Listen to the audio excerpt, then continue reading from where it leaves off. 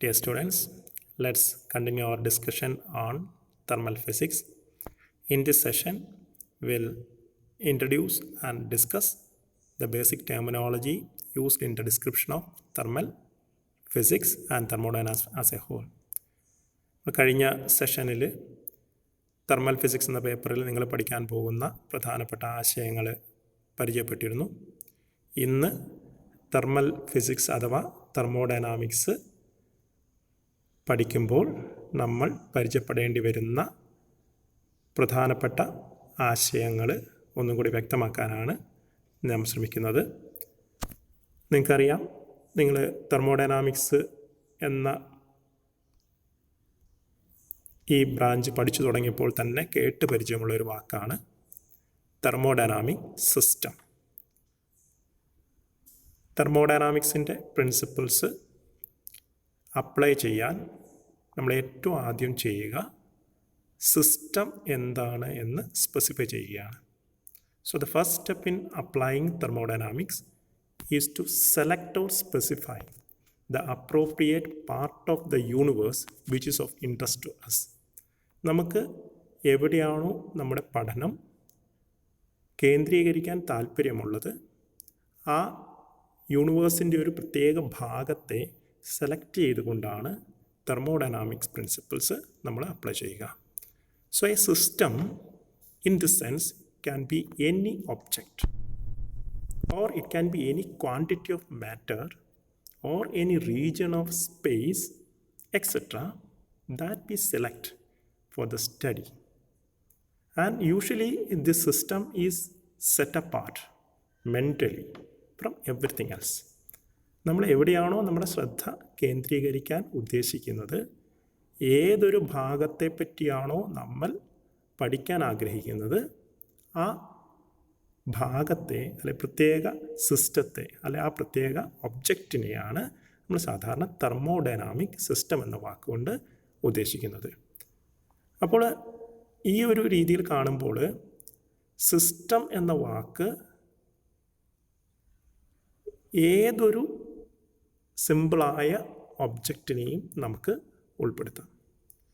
സാധാരണഗതിയിൽ ഒരു സിസ്റ്റം അതിൻ്റെ ചുറ്റുപാടുകളിൽ നിന്നും അതിൻ്റെ ബൗണ്ടറികളിൽ നിന്നും വേർതിരിച്ച് കാണാൻ വേണ്ടി നമ്മളൊരു ഇമാജിനറി സർഫസിനെ പറ്റി പറയാറുണ്ട്. ആ ഇമാജിനറി സർഫസിനെ അല്ലെങ്കിൽ എൻവലപ്പിനെയാണ് സാധാരണഗതിയിൽ നമ്മൾ ബൗണ്ടറി എന്ന് വിളിക്കുക. So every system is characterized by a closed surface or an envelope. It is known as the boundary of the system. So the boundary may be a real boundary.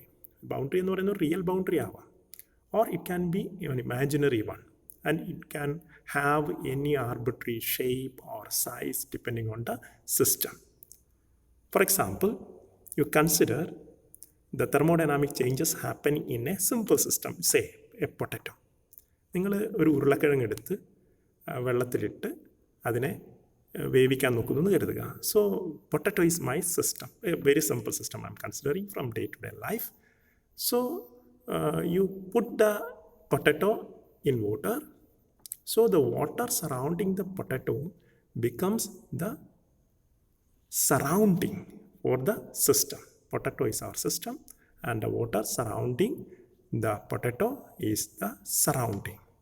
So you can see that the way in which potatoes thermal properties will change depends on the surrounding.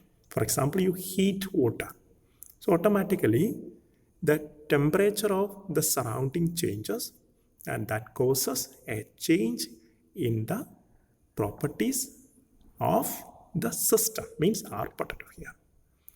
And you can clearly understand different systems will have different effect due to the same surrounding. നിങ്ങൾ പഠിച്ചിട്ടുണ്ടോ ഒരു പക്ഷേ ഇങ്ങനെ ഒരേ സറൗണ്ടിങ്ങിൽ തന്നെ വ്യത്യസ്ത സിസ്റ്റത്തിന് അവരുടെ പ്രത്യേകതകൾക്കനുസരിച്ച് വ്യത്യസ്തമായ ചേഞ്ചുകളുണ്ടാവാം. ഉദാഹരണത്തിന് നമ്മൾ പൊട്ടറ്റോ മാറ്റിവെക്കും. You take a raw egg, ഒരു പച്ച മുട്ടയാണ് നമ്മൾ ഈ തിളപ്പിക്കുന്ന അല്ലെങ്കിൽ തിളയ്ക്കുന്ന വെള്ളത്തിലിടുന്നതെങ്കിൽ നിങ്ങൾക്കറിയാം the egg becomes solid. Boiled എഗ്ഗായി മാറുമ്പോൾ നമുക്കറിയാം അത് സോളിഡായിട്ട് മാറുക ചെയ്യുന്നത്. എന്നാൽ potato it becomes soft. So means the system and the surrounding are having a close relationship. How the system's properties change depends on the system property as well as the surrounding. And we'll have a number of thermodynamic systems, some from day-to-day life, some from maybe textbook examples that we'll be discussing in the course of time. മറ്റൊരു എക്സാമ്പിളായിട്ട് you consider a block of steel, or you take water in a container, or you consider the gas that you are filling inside a balloon. All these are regarded as thermodynamic systems.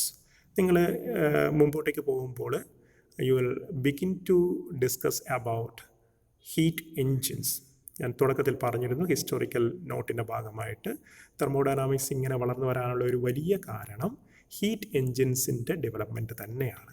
അപ്പോൾ heat engines ഒക്കെ പഠിക്കുമ്പോൾ ഏതൊരു എൻജിനിലും നമുക്കറിയാം there is a cylinder and there is some movable piston, നിങ്ങൾ പഠിച്ചിട്ടുണ്ട്.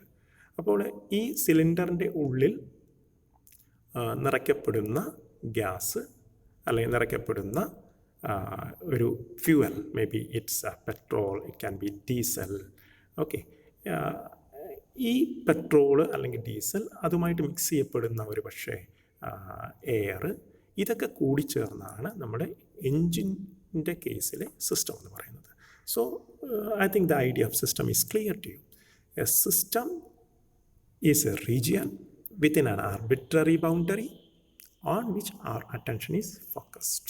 So that is the definition of a thermodynamic system. Once you define the system, you can define the surrounding in a very easy manner. So whatever thing is outside the system and which has an effect on the behavior of the system is usually termed as surrounding. ചുറ്റുപാടുകൾ എന്നുള്ള അർത്ഥത്തിൽ തന്നെയാണ് നമ്മൾ ഉദ്ദേശിക്കുന്നത്. യൂണിവേഴ്സിൻ്റെ ഒരു പ്രത്യേക ഭാഗത്തെ നമ്മൾ സിസ്റ്റം എന്ന് വിളിച്ചു. ആ സിസ്റ്റത്തിൻ്റെ മുകളിൽ ഇഫക്റ്റ് ഉണ്ടാവുകയും ആ സിസ്റ്റത്തിൻ്റെ ബിഹേവിയറിനെ സ്വാധീനിക്കുകയും ചെയ്യുന്ന അതിൻ്റെ ചുറ്റുപാടുകളെ പൊതുവെ നമ്മൾ തെർമോഡൈനാമിക്സിലും തെർമോഡൈനാമിക് സറൗണ്ടിങ് അഥവാ സറൗണ്ടിങ് എന്നാണ് വിളിക്കുക. And this diagram simply represents the three terms: the system which is shown in blue there, the surrounding, and also there is an imaginary or a real boundary which separates the system from the surroundings. There can be several examples for system and surrounding. I am giving some textbook examples like if you consider a bucket of water as the thermodynamic system, the surrounding is nothing but the open atmosphere. You consider the air molecules in the room.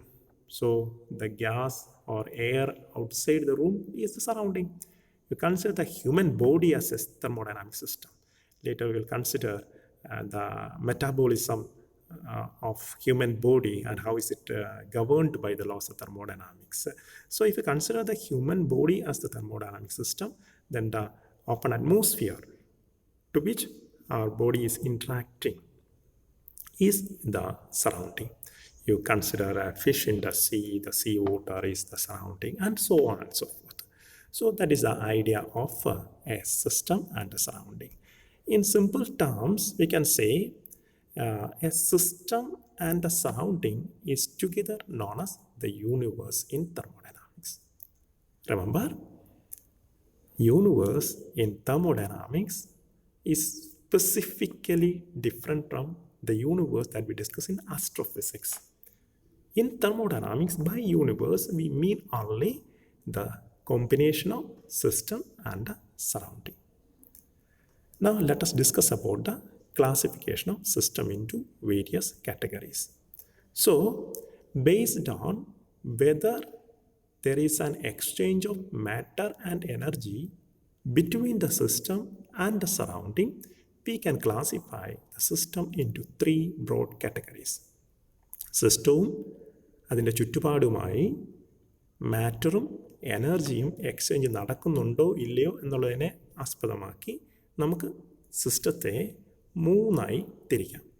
So the first one is already known to you. It's an open system. So as the name suggest, പേര് പറയുന്നത് പോലെ തന്നെ open system permits the exchange of matter as well as energy with the surroundings. So you can have several examples. You can think of examples by your own. Now we come to closed systems. Closed systems are those systems which exchanges only energy but not matter.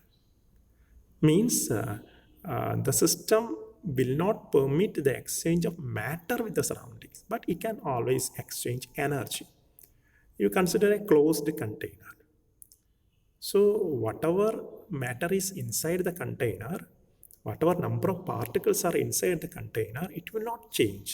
But if the walls of the container are conducting one, means which permits the conduction of heat, certainly energy can just move out of the system or energy can enter the system. അപ്പോൾ close സിസ്റ്റത്തിൽ energy exchange possible ആണ്, പക്ഷേ മാറ്ററിൻ്റെ exchange permitted അല്ല എന്നുള്ളതാണ് പറയാൻ പറ്റുക. ഇനി നമ്മൾ മൂന്നാമത്തെ ഒരു സിസ്റ്റമാണ്, it's known as an isolated system. Isolated എന്നുള്ള വാക്കിൻ്റെ അർത്ഥം തന്നെ നമുക്കറിയാം. It's completely separated. Means such systems will not permit the exchange of matter as well as energy. So neither matter is exchanged nor energy is exchanged. അപ്പോൾ അത്തരത്തിലുള്ളൊരു സിസ്റ്റത്തെ നമ്മൾ വിളിക്കുന്ന പേരാണ് isolated system. Strictly speaking isolated systems എന്നുള്ളത് ഒരു idealisation ആയിട്ട് തന്നെ നമുക്ക് കരുതാം. പെർഫെക്റ്റ്ലി ഐസൊലേറ്റഡ് സിസ്റ്റം എന്നുള്ള ഒരു ഐഡിയ എന്നത് വെറും ഒരു ഐഡിയ മാത്രമാണ്. We have nearly isolated system. Okay, completely സറൗണ്ടിങ്ങുമായിട്ട് എക്സ്ചേഞ്ച് ഇല്ലാത്ത, അല്ലെങ്കിൽ എനർജിയുടെയോ മാറ്ററിൻ്റെ എക്സ്ചേഞ്ച് ഇല്ലാത്ത സിസ്റ്റംസ് എന്ന് പറയുന്നത് നേച്ചറിൽ വളരെ വളരെ റെയറാണ്. It's only an idealization, but we have near perfect isolated systems in nature. നമുക്ക് വളരെ പരിചിതമായിട്ടുള്ള ഒരു ഐസൊലേറ്റഡ് സിസ്റ്റം എന്ന് പറയുന്നത്, അല്ലെങ്കിൽ ഒരു റഫ് എക്സാമ്പിൾ എന്ന് പറയുന്നത് നമ്മുടെ തെർമോ ഫ്ലാസ്ക് തന്നെയാണ്. തെർമോ ഫ്ലാസ്ക് നമുക്കറിയാം, അത് വളരെ ക്ലോസ് ചെയ്ത് വെച്ചിരിക്കുകയാണെങ്കിൽ it is actually not permitting exchange of matter with the surroundings. And the walls of the thermo flask is designed in such a way that the loss of heat with the surroundings is minimized. But you know that it's not a perfect isolated system, as you say. Now, coming to the concepts of this systems, you can just see like some examples. This is a representation of the three different types of systems. Open system, as you can see that it exchanges matter and energy. In the closed system, energy only is exchanged, and in the isolated system, both the matter and energy are not permitted to be exchanged. Now, already I told you that the system and surrounding as a whole is known as the universe. Now, the thermal interaction of the system with the surrounding depends on the type of boundary which separates the system from the surrounding. So, we'll classify the boundaries, or we usually use the term walls, into basically two different types. One is known as an adiabatic boundary. It's also known as an insulating boundary. Adiabatic means which do not permit, or which does not permit the passage of heat between. താപം കടത്തിവിടാത്ത ബൗണ്ടറീസിനെയാണ് നമ്മൾ adiabatic boundaries എന്ന് വിളിക്കുക. They are simply known as insulating boundary. Thermal ഇൻസുലേഷനാണ് നമ്മളോട് ഉദ്ദേശിക്കുന്നത്. And the second category of a boundary or a wall is nothing but a diathermic boundary, or it's simply a conducting boundary. അപ്പോൾ നമുക്ക് രണ്ട് type walls ആണുള്ളത്. Adiabatic wall, or it's an insulating wall, and diathermic wall, or it's a conducting wall. ഇനി നമ്മൾ സിസ്റ്റത്തെ പറ്റി, സറൗണ്ടിങ്ങിനെ പറ്റി പറയുമ്പോൾ, സിസ്റ്റം എന്ന് പറയുന്നത് വേണമെങ്കിൽ പറയാം it can B A homogeneous system, or it can B A heterogeneous system. വ്യത്യസ്ത കോമ്പണൻസ്, അല്ലെങ്കിൽ വ്യത്യസ്ത ഗ്യാസുകൾ, അല്ലെങ്കിൽ വ്യത്യസ്ത മെറ്റീരിയൽസ് ഒരു സിസ്റ്റത്തിൽ അടങ്ങിയിട്ടുണ്ടെങ്കിൽ അതിനൊരു ഹെട്രോജീനിയസ് സിസ്റ്റം എന്നാണ് വിളിക്കുക. എന്നാൽ ഒരു സിസ്റ്റം ഒരു സിംഗിൾ കമ്പോണൻറ്റിൻ്റെ ഒരു യൂണിഫോം കമ്പോസിഷൻ ആണ് എങ്കിൽ നമ്മൾ ആ സിസ്റ്റത്തെ വിളിക്കുന്ന പേര് ഹോമോജീനിയസ് സിസ്റ്റം എന്നായിരിക്കും. നിങ്ങൾ ഫേസുകളെ പറ്റിയിട്ടൊക്കെ പഠിക്കുന്നുണ്ട്. Suppose that you have got a you can see that you have got a mixture of two liquids taken in a glass. You say there are two immiscible liquids. പരസ്പരം കലരാത്ത രണ്ട് liquids ഉണ്ടെന്ന് കരുതുക. You say oil and water. Then that is a heterogeneous system. But if you take a glass of water, then it is a homogeneous system. So single component systems are simple to study. They are known as homogeneous systems. We'll come to the use of details of these types of systems in the coming days. Now there are two important terms that is frequently used with thermal physics. Of course, one is heat. Heat എന്നുള്ള വാക്ക് എനിക്ക് തോന്നുന്നു നമുക്ക് നമ്മുടെ day to day ലൈഫിൽ വളരെയധികം പരിചയമുള്ളതായതുകൊണ്ട് തന്നെ ഒരു പക്ഷേ നമ്മൾ തെർമോഡൈനാമിക്സിൽ ഹീറ്റ് എന്നുള്ള വാക്ക് ഉപയോഗിക്കുമ്പോൾ നമ്മുടെ യൂഷ്വൽ സെൻസിൽ നമ്മളതിനെ എടുക്കാറുണ്ട്. അത് പലപ്പോഴും നമ്മുടെ സ്റ്റഡിയെ തന്നെ അഫക്റ്റ് ചെയ്യാറുണ്ട്. Heat is one of the term that is misunderstood by most of the learners of thermal physics. So simply speaking, heat is the energy in transit across the boundary separating a system from its surroundings. നമ്മുടെ ബൗണ്ടറിയിലൂടെ, സിസ്റ്റത്തിൻ്റെ ബൗണ്ടറിയിലൂടെ move ചെയ്യുന്ന എനർജിയെയാണ് നമ്മൾ എന്ത് വിളിക്കുക? Heat എന്ന് വിളിക്കുക. So heat എന്നുള്ള വാക്ക് noun ആണെങ്കിൽ പോലും ഹീറ്റ് എന്നുള്ള വാക്ക് ശരിക്കും ഒരു വേർബ് ഫോമിലാണ് നമ്മൾ തെർമോഡൈനാമിക്സിൽ ഉപയോഗിക്കുക. യൂഷ്വലി ഇങ്ങനെ പറയാറുണ്ട്, heat is not a noun in thermodynamics. Heat എന്നുള്ള വാക്ക് it denotes the process of energy transfer, one of the mode of energy transfer between a thermodynamic system and its surroundings. So this is a proper definition, I think, that heat is the energy in transit. Transit എന്ന് പറഞ്ഞാൽ നമുക്കറിയാം, just in motion across the boundary. Now you can say that when you add some heat energy to a system, നമ്മളൊരു സിസ്റ്റത്തിലേക്ക് കുറച്ച് heat energy കൊടുത്തുവെങ്കിൽ ആ സിസ്റ്റത്തിൻ്റെ ഉള്ളിൽ ഒരിക്കലും അത് ഹീറ്റ് എന്ന ഫോമിലല്ല സ്റ്റോർഡ് ആവുക. അതാണ് ശ്രദ്ധിക്കേണ്ട ഒരു കാര്യം. ഹീറ്റ് എനർജി നമ്മൾ സിസ്റ്റത്തിന് കൊടുത്തു എങ്കിൽ ആ എനർജി സിസ്റ്റത്തിൻ്റെ ഉള്ളിൽ സ്റ്റോർ ചെയ്യപ്പെടുന്നത് ഒരിക്കലും ഹീറ്റ് എന്നുള്ളൊരു ഫിസിക്കൽ ക്വാണ്ടിറ്റി ആയിട്ടല്ല. Heat is a process actually. ഇനി ഹീറ്റ് കൊടുക്കുകയാണെങ്കിൽ അപ്പോൾ എങ്ങനെയാണ് എനർജി സിസ്റ്റത്തിനുള്ളിൽ സ്റ്റോർ ചെയ്യപ്പെടുക? So the energy is stored in the form of the kinetic and the potential energy of the atoms or molecules of the system. ഈ കൊടുക്കുന്ന heat energy സിസ്റ്റത്തിൻ്റെ ഉള്ളിലുള്ള കോൺസ്റ്റുവൻ്റ് ആറ്റത്തിൻ്റെയും മോളിക്യൂൾസിൻ്റെയും കൈനറ്റിക് എനർജിയായും അവരുടെ തമ്മിലുള്ള ഇൻട്രാക്ഷൻസ് കാരണമുള്ള പൊട്ടൻഷ്യൽ എനർജിയുമായിട്ടാണ് മാറുക. നമ്മൾ പിന്നെ കാണും ഈ എനർജിയെയാണ് നമ്മൾ സാധാരണഗതിയിൽ വിളിക്കുക സിസ്റ്റത്തിൻ്റെ internal energy. So will discuss about internal energy of the system bit later. അപ്പോൾ heat energy or heat represented by Q in thermodynamics means the energy in transit across the boundary. നമ്മൾ പഠിച്ചിട്ടുണ്ട് ഹീറ്റിൻ്റെ യൂണിറ്റ്, ഹീറ്റ് എനർജി ആയതുകൊണ്ട് തന്നെ ഹീറ്റിൻ്റെ SI unit എന്ന് പറയുന്നത് എനർജിയുടെ SI യൂണിറ്റായ joule തന്നെയാണ്. എന്നാൽ നമ്മൾ ഉപയോഗിക്കുന്ന കോമൺ ആയിട്ടുള്ള പ്രാക്ടിക്കൽ യൂണിറ്റ് എന്ന് പറയുന്നത് കാലറി അഥവാ കിലോ കാലറിയാണ്. And there is a relationship between calorie and joules. നിങ്ങൾ പഠിച്ചിട്ടുണ്ടാവും 1 calorie is equal to 4.18 joules, or 1 kilocalorie is equal to 4180 joules. Now, heat transfer occurs by 3 different methods. They are conduction, convection and radiation. നിങ്ങൾ പഠിച്ചിട്ടുള്ള കാര്യമാണ്.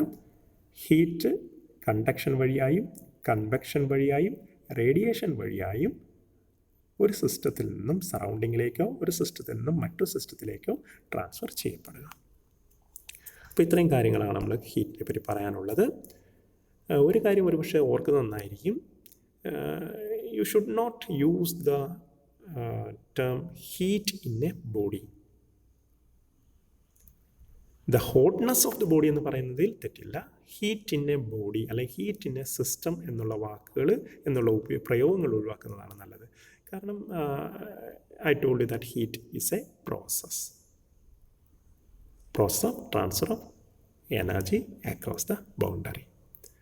ഇതിനൊരു സമാനമായൊരു തെറ്റായ പ്രയോഗം പറയാം. നമ്മൾ ഒരിക്കലും ഒരു കുളത്തിലേക്ക് മഴ പെയ്യുന്നുണ്ടെങ്കിൽ we say that it's raining, and once the raining is over, we do not use or we do not ask how much rain is there in the pond.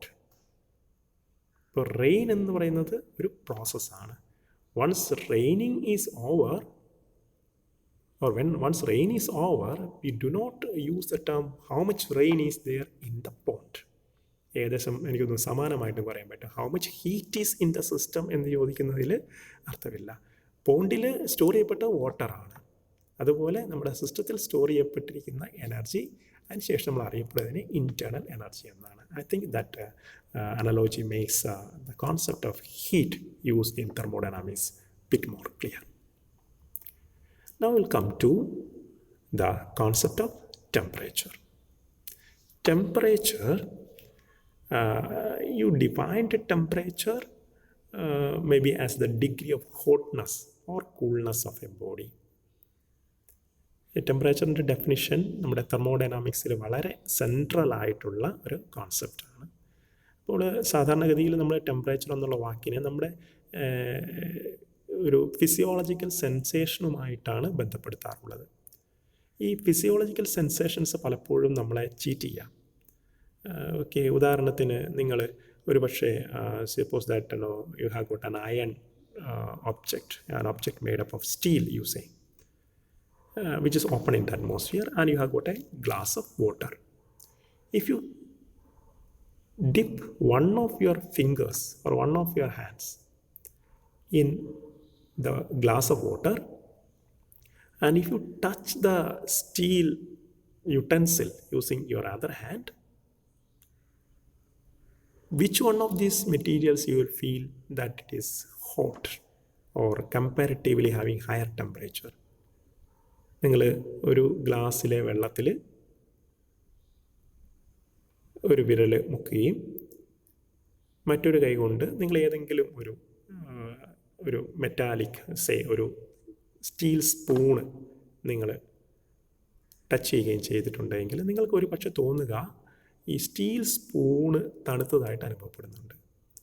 പക്ഷെ നിങ്ങൾ കാണും, അല്ലെങ്കിൽ ഒരു തെർമോമീറ്റർ വെച്ച് ഈ രണ്ട് വസ്തുക്കളിൻ്റെയും ടെമ്പറേച്ചർ അളന്ന് നിങ്ങൾ കാണാൻ രണ്ട് വസ്തുക്കളുടെയും ടെമ്പറേച്ചർ റൂം ടെമ്പറേച്ചർ തന്നെയാണ് കാണാൻ പറ്റും. പക്ഷെ നമുക്ക് എന്തുകൊണ്ടാണ് ഫിസിയോളജിക്കലി ഇങ്ങനെ ഫീൽ ചെയ്യുന്നത്? ഒരു പക്ഷേ നിങ്ങൾ അതിനെപ്പറ്റി ഒന്ന് ആലോചിക്കുന്നത് നന്നായിരിക്കും. So you will see that the physiological sensation of hot or cold need not always give a correct measure of the temperature of a system. അതുകൊണ്ട് തന്നെ നമുക്ക് ടെമ്പറേച്ചർ എന്നുള്ള ഫിസിക്കൽ ക്വാണ്ടിറ്റി മെഷർ ചെയ്യാൻ വേണ്ടി കൂടുതൽ ആക്യുറേറ്റ് ആയിട്ടുള്ള ടെക്നിക്കുകൾ നമുക്ക് സ്വീകരിക്കേണ്ടി വരുന്നുണ്ട്. So temperature is usually defined in thermodynamics through the 0th law of thermodynamics. നിങ്ങൾ തെർമോഡൈനാമിക്സ് പഠിക്കുമ്പോൾ 4 തെർമോഡൈനാമിക് ലോസ് പഠിക്കും, starting from 0th law, the first law, second law and the third law. ഇതിൽ 0th law ഓഫ് തെർമോഡൈനാമിക്സ് ആണ് തെർമോഡൈനാമിക്സിലെ ഏറ്റവും fundamental ആയിട്ടുള്ള law ആയിട്ട് കരുതുന്നത്. 0th law actually defines the quantity known as temperature in a very precise manner. നമ്മൾ കാണും, രണ്ട് സിസ്റ്റത്തിന് വ്യത്യസ്ത ടെമ്പറേച്ചർ ഉണ്ട് എങ്കിൽ കൂടുതൽ ടെമ്പറേച്ചറുള്ള സിസ്റ്റത്തിൽ നിന്നും അല്ലെങ്കിൽ വസ്തുവിൽ നിന്നും എപ്പോഴും കുറഞ്ഞ ടെമ്പറേച്ചറുള്ള വസ്തുവിലേക്ക് ഹീറ്റ് ഫ്ലോ ചെയ്യാനുള്ള ഒരു ടെൻഡൻസി ഉണ്ട് എന്ന് നിങ്ങൾ പഠിച്ചിട്ടുണ്ട്. Temperature is actually related to the average kinetic energy of atoms and molecules in the system. അതാണ് വളരെ പ്രധാനപ്പെട്ട ഒരു ആശയം നിങ്ങൾ വയ്ക്കാനുള്ളത്. ഒരു സിസ്റ്റത്തിൻ്റെ ടെമ്പറേച്ചർ എന്ന് പറയുന്നത് ആ സിസ്റ്റത്തിൽ അടങ്ങിയിരിക്കുന്ന ആറ്റത്തിൻ്റെ അല്ലെങ്കിൽ മോളിക്യൂളുകളുടെയൊക്കെ കൈനറ്റിക് എനർജിയുടെ ഒരു ആവറേജ് വാല്യൂവുമായിട്ടാണ് ബന്ധപ്പെട്ടിരിക്കുന്നത്. നിങ്ങൾ കൈനറ്റിക് തിയറി ഓഫ് ഗ്യാസസ് എന്ന ടോപ്പിക്കിലൊക്കെ ഈ ഒരു കാര്യം ഒരുപക്ഷെ കടന്നു പോയിട്ടുണ്ടാകും. So this is something very very important concept that you have to keep in mind. The temperature of a system is related to the average kinetic energy of atoms and molecules in a system. അപ്പോൾ temperature കൂടുക എന്ന് പറഞ്ഞാൽ സിസ്റ്റത്തിലുള്ള മോളിക്യൂൾസിൻ്റെ average kinetic energy കൂടുക എന്നാണ് നമ്മൾ പറയുക. വളരെ അധികം പാർട്ടിക്കിൾസ് ഒരു തെർമോഡൈനാമിക് സിസ്റ്റത്തിലുണ്ട് എന്ന് നിങ്ങൾക്കറിയാം. For example, you take 1 mole of a gas in a container. How many particles are there in 1 mole of a gas? You have learned the mole concept. 1 mole of any entity contains 6.02 into 10 to the power 23 atoms or molecules, which is known as the Avogadro number. But 10 to the power 23 എന്ന് പറയുന്ന വളരെ വലിയ ഒരു എണ്ണം molecules ഒരു മോൾ ഗ്യാസിലുണ്ടാവും. So you can think of what would be the number of particles in a real system, which is a large number of moles. അപ്പോൾ ഈ കാര്യം ഓർത്തിരിക്കുക. So temperature is precisely defined by the 0th law of thermodynamics that we will come across later, and is related to the average kinetic energy of atoms or molecules in the system.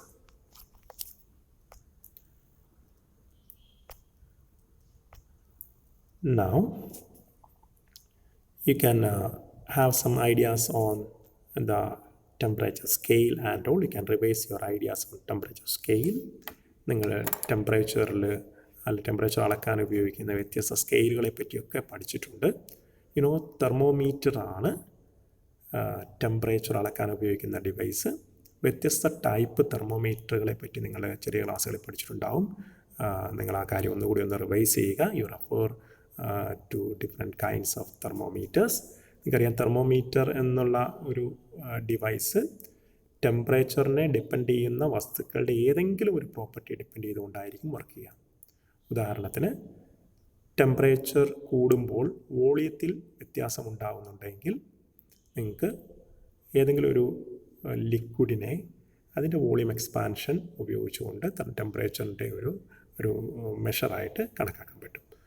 Mercury thermometers വളരെ common ആയിട്ടാണ്. Mercury expands on heating. So the level of mercury will give you an idea about the temperature or measure of the temperature. That resistance of metals changes with the temperature. So usually നമ്മൾ എന്താണ് platinum resistance thermometers ഉപയോഗിക്കാറുണ്ട്, അല്ലെങ്കിൽ gold resistance thermometers ഉപയോഗിക്കാറുണ്ട്. അവിടെയൊക്കെ temperature മാറുന്നതിനനുസരിച്ച് resistance എന്ന് പറയുന്ന physical പ്രോപ്പർട്ടിയിൽ ഉണ്ടാകുന്ന മാറ്റത്തിൽ നിന്നുമാണ് നമ്മൾ വസ്തുക്കളുടെ ടെമ്പറേച്ചറിനെ അളക്കുക. അതുപോലെ ടെമ്പറേച്ചറിൻ്റെ SI യൂണിറ്റ് കെൽവിനാണ് നിങ്ങൾ പഠിച്ചിട്ടുണ്ട്. കെൽവിൻ അടിസ്ഥാനമാക്കിയുള്ള ടെമ്പറേച്ചർ സ്കെയിലിനെയാണ് നമ്മൾ അബ്സല്യൂട്ട് സ്കെയിൽ ഓഫ് ടെമ്പറേച്ചർ എന്ന് വിളിക്കുന്നതെന്ന് പഠിച്ചത് ഓർമ്മയുണ്ടാവും. ഇനി ഒരു സിസ്റ്റത്തിന് അല്ലെങ്കിൽ നമ്മുടെ നേച്ചറിൽ നമുക്ക് അച്ചീവ് ചെയ്യാൻ പറ്റുന്ന ഏറ്റവും കുറഞ്ഞ ടെമ്പറേച്ചർ എന്ന് പറയുന്നത് അബ്സല്യൂട്ട് സീറോ എന്നറിയപ്പെടുന്ന 0 കെൽവിൻ ആണ് എന്നുള്ള കാര്യവും കൂടി ഓർത്തിരിക്കുന്നതായിരിക്കും. ഈ ആശയങ്ങളൊക്കെ നിങ്ങൾ ഏതെങ്കിലും റഫറൻസ് ടെക്സ്റ്റ് ബുക്കുകൾ ഉപയോഗിച്ചുകൊണ്ട് ഒന്നുകൂടെ റിവൈസ് ചെയ്ത് വെക്കുന്നത് ഒരുപക്ഷെ മുമ്പോട്ടുള്ള നമ്മുടെ പഠനത്തെ സഹായിക്കും. അബ്സല്യൂട്ട് സീറോയെ പറ്റി പറയാനുള്ളത് നിങ്ങൾ പഠിച്ചിട്ടുണ്ടാകും, തെർമോഡൈനാമിക്സ് തന്നെ പഠിച്ചിട്ടുണ്ടാകും. അബ്സല്യൂട്ട് സീറോ അഥവാ 0 കെൽവിൻ എന്നുള്ള ആ വാല്യൂ നമുക്ക് ഇതുവരെ നമ്മുടെ ലാബുകളിൽ അല്ലെങ്കിൽ യൂണിവേഴ്സിറ്റി ഒരിക്കലും നമുക്ക് അറ്റൻഡ് ചെയ്യാൻ പറ്റിയിട്ടില്ല എന്നുള്ളതാണ് യാഥാർത്ഥ്യം. So achieving absolute zero is actually forbidden by the third law of thermodynamics.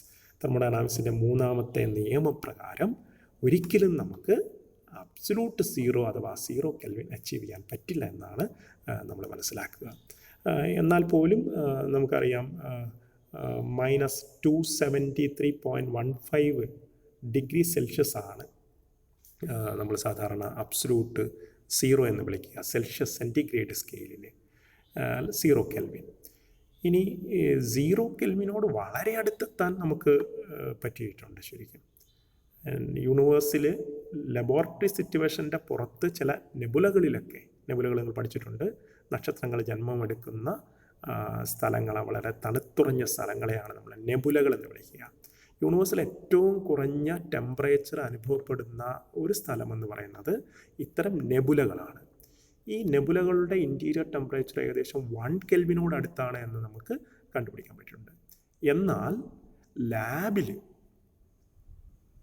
സൊഫിസ്റ്റിക്കേറ്റഡായ cooling ടെക്നിക്സുകൾ ഉപയോഗിച്ചുകൊണ്ട് നമുക്ക് 10⁻⁻10 അതായത് നാനോ കെൽവിനിലും താഴെ 10⁻10 കെൽവിൻ എന്ന വളരെ കുറഞ്ഞ, സീറോയോട് വളരെ അടുത്താണ്, ബട്ട് നോട്ട് അബ്സല്യൂട്ട് സീറോ, വളരെ കുറഞ്ഞ ടെമ്പറേച്ചറുകൾ വരെ നമുക്ക് അറ്റൈൻ ചെയ്യാൻ കഴിഞ്ഞിട്ടുണ്ട് എന്നുള്ളതാണ് സമീപകാല ആർട്ടുകളൊക്കെ നമ്മളെ ബോധ്യപ്പെടുത്തുന്നത്. നിങ്ങൾ ഇത്തരം കാര്യങ്ങൾ കുറച്ചും കൂടെ വ്യക്തമായിട്ട് പഠിക്കുക. കൂടുതൽ ഐഡിയാസ് ഞാൻ നിങ്ങൾക്ക് തന്നിരിക്കുന്ന basic concepts in thermal physics എന്ന നിങ്ങളുടെ ആർട്ടിക്കിളിൽ നൽകിയിട്ടുണ്ട്, വായിച്ച് മനസ്സിലാക്കുക. 3 വ്യത്യസ്ത സ്കെയിൽ ഓഫ് ടെമ്പറേച്ചേഴ്സിൻ്റെ കമ്പാരിസൺസ് നിങ്ങൾ ചെറിയ ക്ലാസ്സിൽ പഠിച്ചിട്ടുണ്ട്.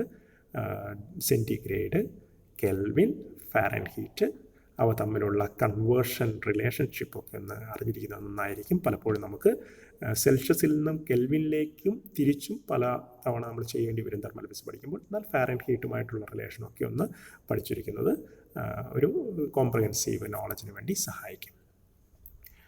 ഇത്രയും കാര്യങ്ങളാണ് പ്രധാനമായിട്ട് നമ്മൾ പ്രധാനപ്പെട്ട ടേംസ് ആശയമായിട്ട് വരിക. ഇനി നമുക്ക് ചെയ്യാനുള്ള കാര്യം, നമുക്ക് we have to define what is the meaning of equilibrium in thermodynamics, what are the different types of equilibrium in thermodynamics, what is meant by thermodynamic equilibrium, and all these things. How do we define this thermodynamic equilibrium?